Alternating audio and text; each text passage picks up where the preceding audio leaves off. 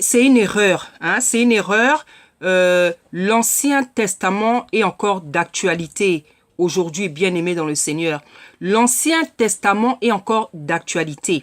La Bible nous dit que je suis le même hier, aujourd'hui et éternellement. Hein? Et on l'appelle « je suis », le Dieu qui est. Hein? C'est-à-dire ce qu'il a dit dans l'Ancien Testament. Hein? Ce qu'il a dit est toujours une vérité aujourd'hui. Hein? On va prendre cet exemple-là. Donc, on va relire le verset. Donc, on nous dit, « Si un homme séduit une vierge qui n'est point fiancée et qu'il couche avec elle, il paiera sa dot et la prendra pour femme. Si le père refuse de la lui accorder, il paiera en argent la valeur de la dot des vierges. » Amen. En fait, c'est tout à fait normal, en fait, cette recommandation-là. Donc, voilà ce que les hommes devaient faire. Les hommes qui séduisaient des vierges qui n'étaient pas fiancées. Et je me dis que c'est tout à fait logique, en fait. C'est comme un homme aujourd'hui. Il va séduire une vierge. Il va séduire une vierge. Il va coucher avec elle. Mais si il ne la prend pas, parce qu'on parle de séduction, de séduire et coucher. Donc en fait, il la séduit d'abord. Hein, et après il couche. C'est-à-dire s'il a couché avec elle parce que d'abord il a été séduit en fait. Il a dragué. Mais quand tu dragues une femme, c'est parce qu'elle te plaît. Quand tu dragues une femme, c'est parce qu'elle te plaît. Et si tu arrives à aller au lit avec elle, c'est parce que déjà, son physique t'a plu. C'est parce qu'elle t'a plu. Et bien aimé dans le Seigneur, aujourd'hui, si par exemple, un homme séduit une vierge et couche avec elle, hein, vous pensez que s'il la laisse comme ça, là, s'il la laisse comme ça, le Seigneur sera content. Le Seigneur ne sera jamais content. Que tu sois croyant, que tu ne sois pas croyant, il y aura une réparation à faire.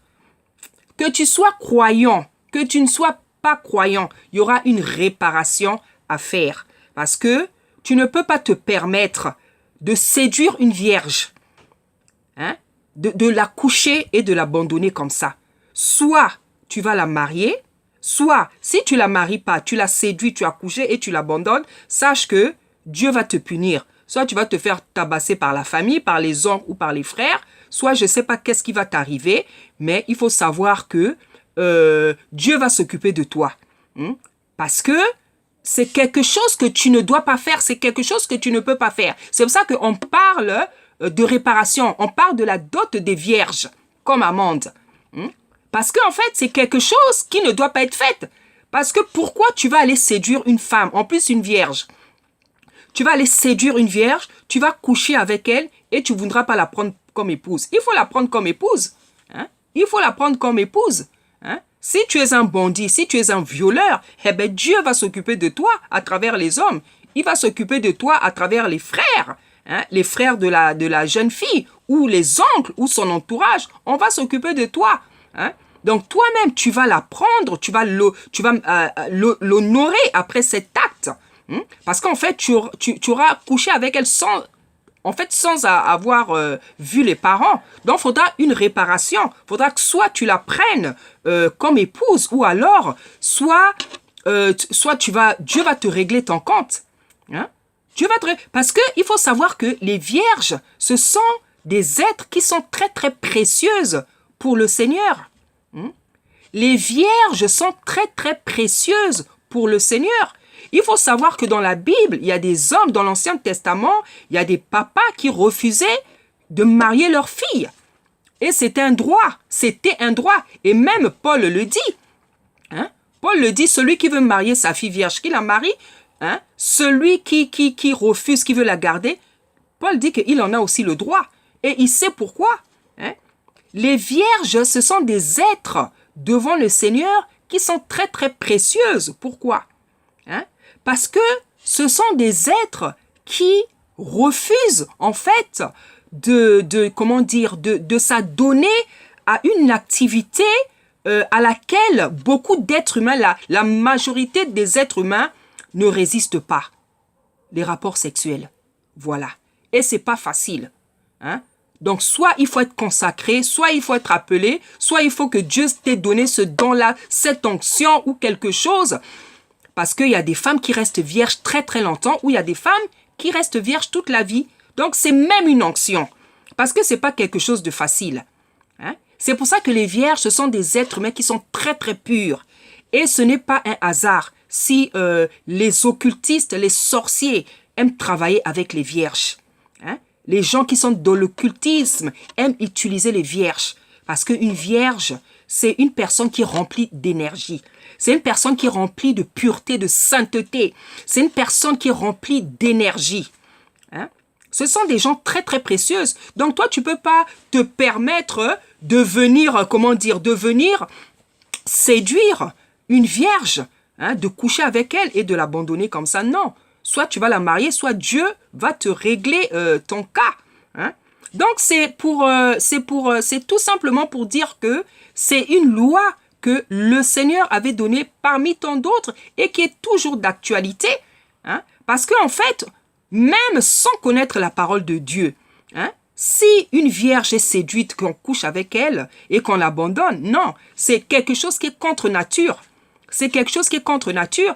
Et la nature elle-même a horreur du vide, comme on dit. La nature ne supporte pas ce qui est contre elle. C'est pour ça qu'on dit contre nature. La nature ne supporte pas les choses qui sont contre elle. Donc, il doit avoir une réparation. Donc, cette loi-là, c'est une loi qui est dans la Torah et c'est une loi qui est encore d'actualité. C'est une loi qui est encore d'actualité. Voilà. Donc, c'est une des lois que le Seigneur avait données au peuple bantou. Voilà. Après, on parle de... voilà. On dit... tu ne laisseras point vivre la magicienne. Amen. Voilà. Donc, vous savez bien aimé dans le Seigneur, tout ce qui est occultisme, tout ce qui est voyance, tout ce qui est magie, hein. Faut savoir, vous savez, il y en a peut-être qui ne savent pas, mais les magiciennes étaient tuées dans l'Ancien Testament. Hein. À l'époque, les magiciennes étaient tuées. Le Seigneur avait recommandé leur mort. Hein. Comme il est écrit ici, tu ne laisseras pas vivre la magicienne. Parce que le magicien, la magicienne, les occultistes, ce sont des gens qui font des choses contraires à la parole du Seigneur. Ce sont des gens qui pratiquent et qui commettent énormément d'abominations dans leur pratique. Ce sont des gens, par exemple, qui invoquent les esprits de mort. Or, c'est ce que le Seigneur interdit. C'est ce que le Seigneur interdit dans la Torah, dans sa loi. Hein? Le Seigneur interdit l'invocation des morts. Et les magiciens, c'est des gens qui pratiquent beaucoup d'abominations pour soigner. Hein, pour soigner.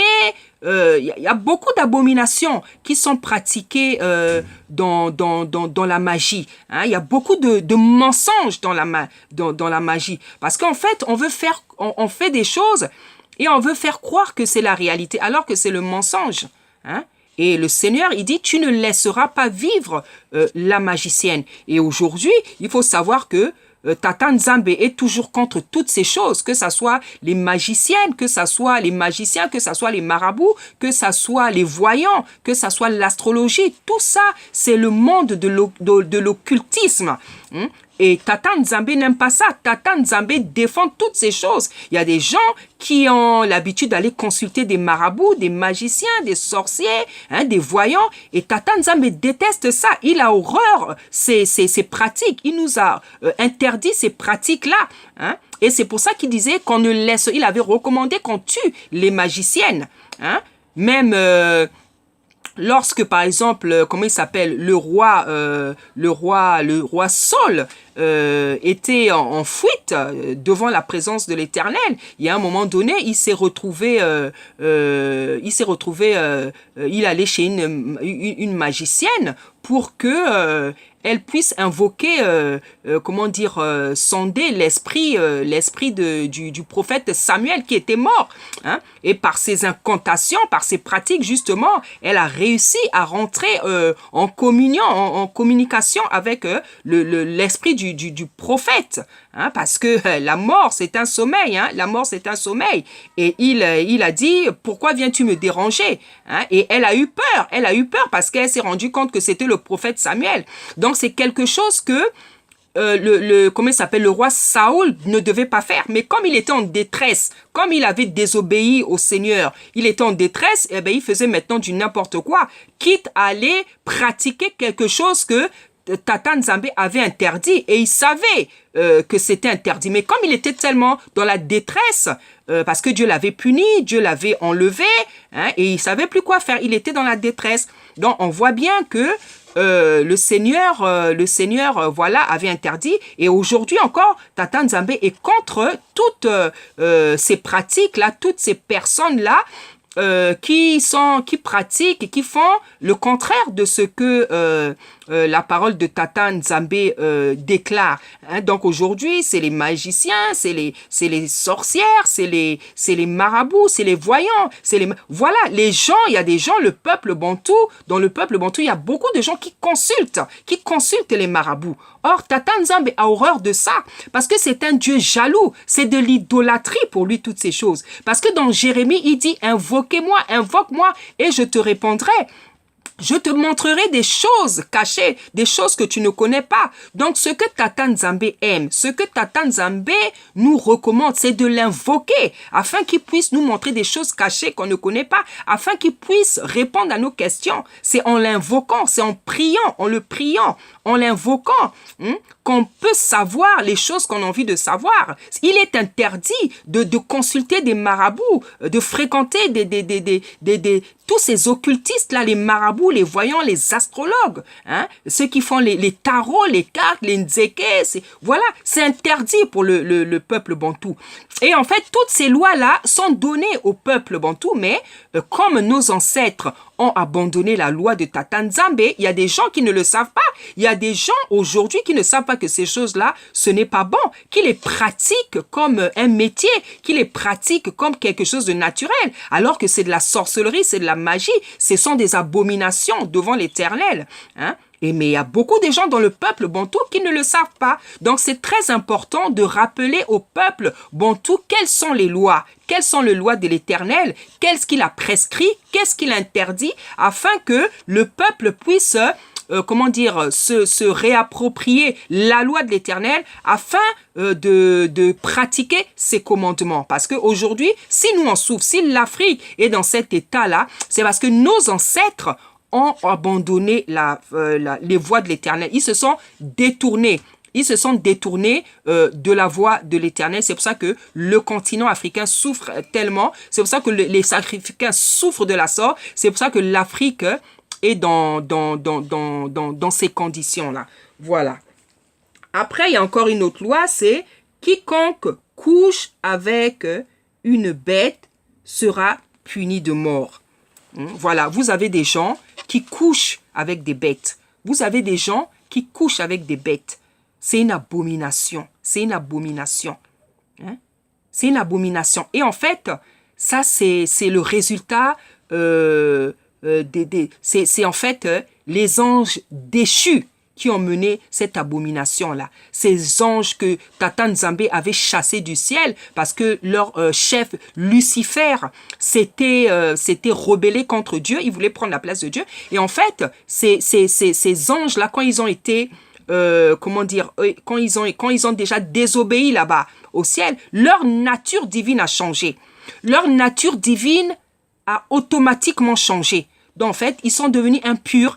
Et en fait, quand ils sont arrivés sur la terre, ces anges déçus-là, ils sont allés coucher avec les filles de la race noire. Donc, ils ont couché avec les filles-là, ils ont couché avec des animaux. Donc, c'est pour ça qu'aujourd'hui, vous avez des gens qui couchent avec des animaux.